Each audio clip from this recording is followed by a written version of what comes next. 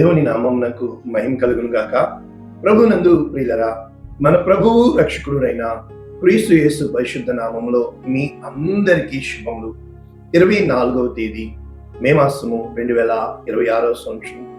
ఈరోజు ఒక అద్భుతమైన వాక్యము మనం నేర్చుకుంటున్నాం. ఈ వాక్యము అర్థమైతే మన జీవితం పరమార్థమవుతుంది.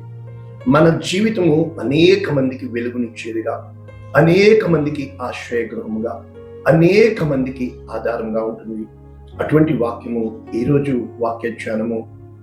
దప్పిగొనిన వారికి నేను జీవ జలములను ఇస్తాను.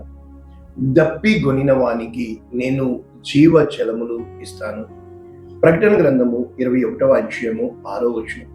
పూర్తి వచనము, ఆయన నాతో ఇట్లా నేను సమాప్తమైనవి ఏంటంటే సమాప్తమైనవి, నేనే అల్ఫా నేనే ఒమేగా. అంటే అల్ఫా ఒమేగా అంటే ఏంటంటే, ఏ అంటే అక్షరాల్లో A to Z అంటాం కదా. ఏ మొదటి అక్షరము, జెడ్ అనేది ఇంగ్లీష్లో చివరి అక్షరం. అలాగే గ్రీకు ఆల్ఫాబెట్, గ్రీకు అక్షరాల్లో అల్ఫా మొదటిది, అదేవిధంగా ఒమేగా చివరిది. కనుక నేనే ఆది, నేనే అంతము, నేనే మొదటి వాడను, నేనే కడపటి వాడను అనే భావం ఇస్తుంది. కనుక నేనే ఆది అంతమునై ఉన్నాను. ఓకే, ఉన్నవాడను. దప్పిగొనివానికి జీవ జలముల బుగ్గలోని జలమును నేను ఉచితముగా అనుగ్రహించను. జీవ జలముల బుగ్గలోని జలమును ఉచితముగా అనుగ్రహించను, ఫ్రీగా ఇస్తానంటున్నాడు. ఓకే, ఇంగ్లీష్లో ఒకసారి చదువుకొని మనము వాక్యపు లోతుల్లోనికి వెళ్ళిపోతే, ఈరోజు నేను చదువుతుంది English standard version. Revelation chapter 21 verses 6. And he said to me, ఆయన నాతో చెప్పింది ఏమనగా, ఇట్ ఈస్ డన్, అన్నీ కూడా సమాప్తమైనవి. I'm the alpha and the omega, నేనే ఆల్ఫా మరియు నేనే omega. The beginning and the end, నేనే ఆరంభము నేనే అంతము. To the thirsty I will give from the springs of the water of life without payment. నేను ఏమీ తీసుకునకుండా ఉచితముగా జీవ జలముల ఊటలోనిది నేను వారికి త్రాగుటకు ఇస్తున్నాను. ఏమిటి ఈ జీవ జలములు? మనందరికీ తెలుసు, దేవుని ఆత్మ. ఎందుకని ఈ ఒక్క వాక్యం నేర్చుకుని అప్పుడు లోతుగా నేర్చుకున్నాం. యోహాను సువార్త 7వ అధ్యాయం 37వ వచనంలో యేసుక్రీస్తు ప్రభుల వారు ఏమంటున్నారు? అక్కడ నిలబడి, ఎవడైనను దప్పిగొనిన ఎడల నా యొద్దకు వచ్చి దప్పి తీర్చుకునవలను, దాహము తీర్చుకునవలను. నా యందు విశ్వాసం ఉంచువాడెవడో, యేసు ప్రభువునందు విశ్వాసం ఉంచువాడు, లేఖనము చెప్పినట్లు వాని కడుపులో జీవ జల నదులు పారును అని బిగ్గరగా చెప్పారు. కానీ ఇక్కడ మనకి 39, తన యందు విశ్వాసం ఉంచువారు పొందు ఆత్మను గూర్చి ఆయన ఈ మాట చెప్పారు. ఆయన ఇంకా మహిమ పరచలేదు కనుక ఆత్మ ఇంకా ఇవ్వబడలేదు. ఇవే మాటలు యేసుక్రీస్తు ప్రభుల వారు ఆ సమరయ స్త్రీతోటి, ఈ నీళ్లు త్రాగువాడు దప్పిగొంటాడు, కానీ నేనిచ్చు నీళ్లు తాగువాడు ఎప్పుడూ దప్పికొనడు. ఆ నీళ్లు నిత్య జీవమునకై వానిలో ఊరిడి నీటి బొగ్గగా. ఇప్పుడు సమరయ స్త్రీ అంటుంది, ఆ నీళ్లు నాకు కావాలి. కాబట్టి ఏంటి ఈ నీళ్లు? మనం చెప్పుకుంటున్నాం కదా. మరిగా ఇర్మియా గ్రంథము 2వ అధ్యాయము 13వ వచనము, అదే విధముగా ఇర్మియా గ్రంథము 17వ అధ్యాయము 13వ వచనంలో కూడా ఈ భావము రాయబడి ఉంది. ఏంటి?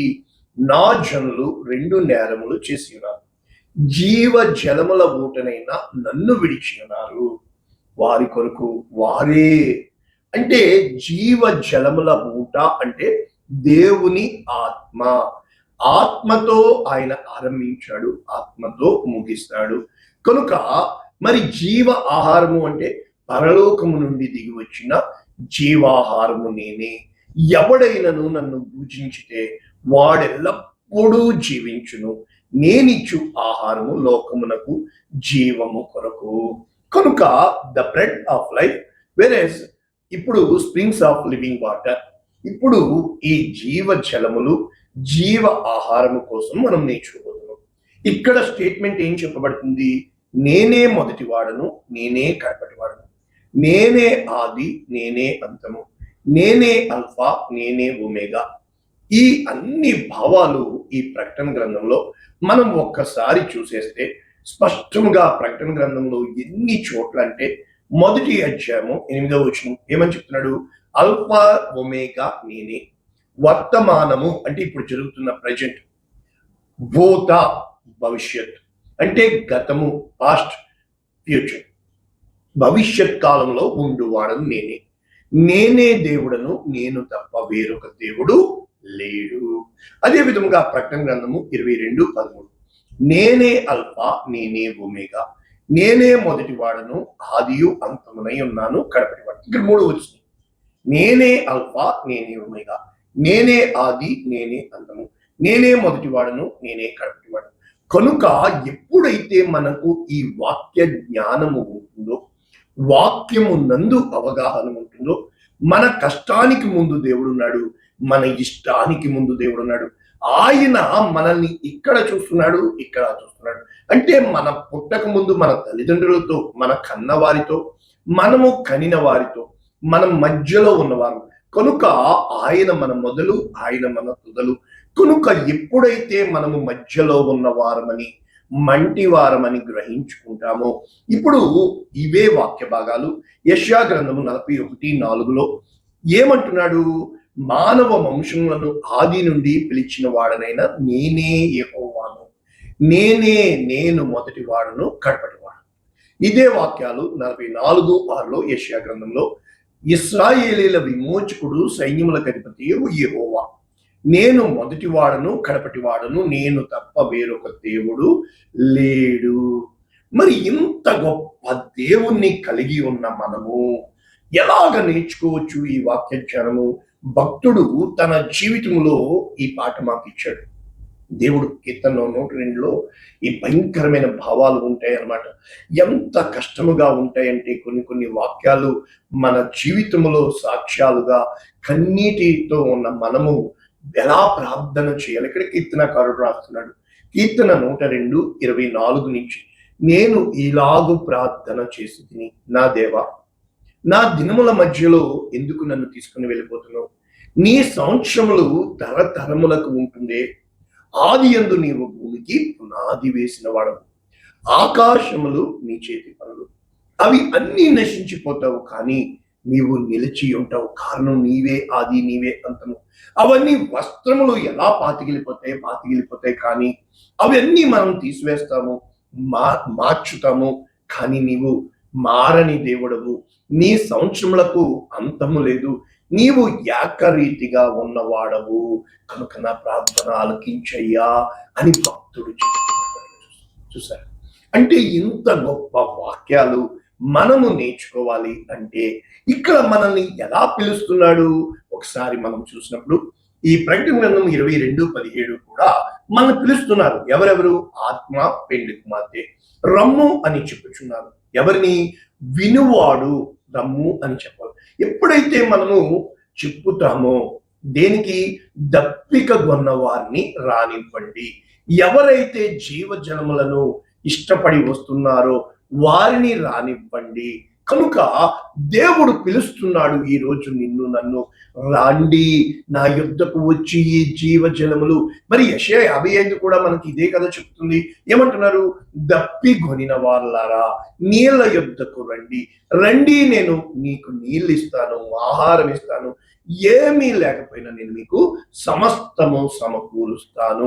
కనుక ఇప్పుడు మనము అసలు వాక్యం చెప్పుకుని ముగించుకుంటే, ఇక్కడ భక్తుడు చెప్తున్నాడు, యోహాన్ గారు పద్మాసు ద్వీపంలో పరలోక రాజ్య దర్శనాలు చూస్తూ, నేను క్రొత్త ఆకాశము క్రొత్త భూమిని చూచితిని. మొదటి ఆకాశము మొదటి భూమి గతించిపోయాయి, ఇంకా సముద్రము లేదు. నూతనమైన యెరూషలేము భర్త కొరకు అలంకరింపబడిన పెండ్లి కుమార్తె వలె సిద్ధపడి పరలోకము నుండి ప్రియుడు వచ్చుట యేసుక్రీస్తు ప్రభు. కనుక దేవుని నివాసము మనుష్యులతో కూడా ఉంది. ఎంత గొప్ప భాగ్యము! కనుక వారు ఆయన ప్రజలయందురు, దేవుడు వారికి తోడయుండి వారి దేవుడుగా ఉండను. మొట్టమొదట దేవుడు చేసే కార్యము ఇవే వాక్యాలు యెషయా 49లో కూడా రాయబడి, ప్రతి కన్నుల బాష్ప బిందువులను తుడిచివేయండి. మొట్టమొదట మన కన్నీటిని తుడిచివేస్తాడు. ఇక్కడ 2, దుఃఖమైన, ఏడ్పైన, వేదన అయినా, మరణమైనా ఉండదు. అంటే దుఃఖమైన, ఏడ్పైన, వేదన అయినా, మరణం. ఇవన్నీ ఆదాము పాపము చేశాక వచ్చినాయి కనుక ఎవడైతే సహించుకుంటాడో, ఏ ఆత్మ ఆదాము మహిమ ఆత్మ పోగొట్టుకున్నాడో ఆ మహిమ ఆత్మ తిరిగి ఇస్తాను అని చెబుతున్నాడు. కనుక మొదటి సంగతులు గతించిపోయాను. ఎప్పుడైతే మనకి సమస్తము నూతనముగా చేయొచ్చు, ఈ మాటలు సత్యము కనుక అప్పుడు చెప్తున్నాడు, అవన్నీ నేను ముగించాను. కాబట్టి ప్రభునందు ప్రియులరా, దేవుని ఆత్మను పొందుకోవడానికి మనం వెళ్ళినప్పుడు పొందలేని వారు ఎవరు అంటే పిరికి వారు, అవిశ్వాసులు, అసహ్యులు, నరహంతకులు, వ్యభిచారులు, మాంత్రికులు, విగ్రహారాధికులు, అబద్ధికులు, అగ్ని గంధకములలో మండు, ఇది రెండవ మరణం. కనుక తీర్పు ఖచ్చితంగా జరుగుతుంది. ఏ రోజున అయితే మనము తీర్పు జరుగుతుంది అని మనము గమనించుకోగలుగుతామో, దేవుని యందు భయభక్తులు కలిగి ఆయన ఆత్మ నడిపింపు కొరకు, ఆయన చిత్తము కొరకు ఏమి తిందుమా, ఏమి తాగుదుమా, ఏమి ధరించుకుందామా అని కాక ఆయన ఆత్మయందు ఆసక్తి కలిగి, ఆయన మనల్ని చూస్తున్న దేవుడు కనుక ఆయన ఆత్మ పొందుకున్న వారముగా మొదట రాజ్యమును నీతిని వెతుకుడి, అన్ని నేను మీకు ఇస్తాను అని సెలవిస్తున్న దేవుడు. ఆది ఆయనే, అంతము ఆయనే. కొంతకాలం శ్రమలు వస్తాయి, కొంతకాలం నీ ఒంటరిగా ఉండాలి, కొంతకాలం నిందకు నిన్ను అప్పగిస్తాడు, అవమానమునకు అప్పగిస్తాడు. అంతా పరిగెడతా ఉంటారు, పార్టీలు జరుగుతూ ఉంటాయి, తొందరపడుతూ ఉంటారు. అందరిలాగా నువ్వు పడతావా? దేవుని ఆత్మ పొందుకున్న అనేక మంది ఈ రోజున దేవుణ్ణి విడిచిపెట్టేసి భ్రష్ట ఆత్మకి, భ్రమపరచు ఆత్మకి, దురాత్మకి, ఈ లౌకిక ఆత్మకి ఏడవబడుతున్నప్పుడు పరిశుద్ధాత్మ ఫలము పొందుకున్న మనము, పరిశుద్ధాత్మ కార్యములు మన జీవితంలో ఆత్మ ఫలాలుగా ఫలించాలని ఆత్మ అయ్యున్న దేవుడు ఆత్మ అయ్యున్నాడు కనుక ఆయనను ఆరాధించువారు ఆత్మతోనూ సత్యముతోనూ ఆరాధించగలుగుటకు, ఆయనను స్తుతించగలుగుటకు, ఆయనను మహిమపరచగలుగుటకు మనము సిద్ధపడి ఉన్న ఎడల ఆయన పరిశుద్ధాత్మని ఇవ్వడానికి పాప శరీరముతో పంపబడి ఆయన పాపమునకు శిక్ష విధించి ఆ శరీరము కుళ్ళు పట్టనివ్వలేదు, కానీ మహిమతో దేవుణ్ణి అనగా క్రీస్తు యేసు ప్రభుల వారిని లేపిన మనలో నివసించిన ఎడల చావునకు లోనైన ఈ శరీరము ఆయన తన ఆత్మతో జీవింపచేసి అనేక మందికి, కనుక ఈ శరీరము శిథిలమైపోతున్నప్పటికీ మనలో జీవ జలముల ఊటలుగా అనేక మందికి ఈ పరిశుద్ధాత్మ కృపావరాలు ఎవరైతే ఈ వాక్యం వింటున్నారో వారి హృదయములు తెరవబడులాగిన, వారి మనోనేత్రములు వెలిగించబడిన, వారు కృపను పొందుకున్న ప్రతి అవసరము క్రీస్తు యేసు నందు మహిమలో ఆత్మతో సమస్తము చేసిన దేవుణ్ణి నేను నమ్మి నాలో ఉన్న ఆత్మ కంటే ఏడంతల ఆత్మ, కొలత లేని ఆత్మ, రెండంతల ఆత్మ మన మీదకి యేసు ప్రభు వారి ఆత్మ కనుక తండ్రి అయిన దేవుని ప్రేమ, కుమారుడైన క్రీస్తు యేసు కృప, పరిశుద్ధాత్మ నిత్యము సన్నిధి, సమాధానం, కాంతి మన పైన ఉండునట్లు ఇది వాక్యము. అటువంటి కృప, అటువంటి ఆత్మ మనము పొందుకుందుము గాక. పరిశుద్ధుడా ఇతమైన ఈ వాక్యము అనేక మందికి ఆశీర్వాదం కాలం, అనేక మందికి జీవానికి కాలం, అనేక మంది రక్షణ కొరకు యేసునామమున దీవిస్తున్నాము. Amen. God bless you all. దేవుడు మిమ్మల్ని దీవించుగాక.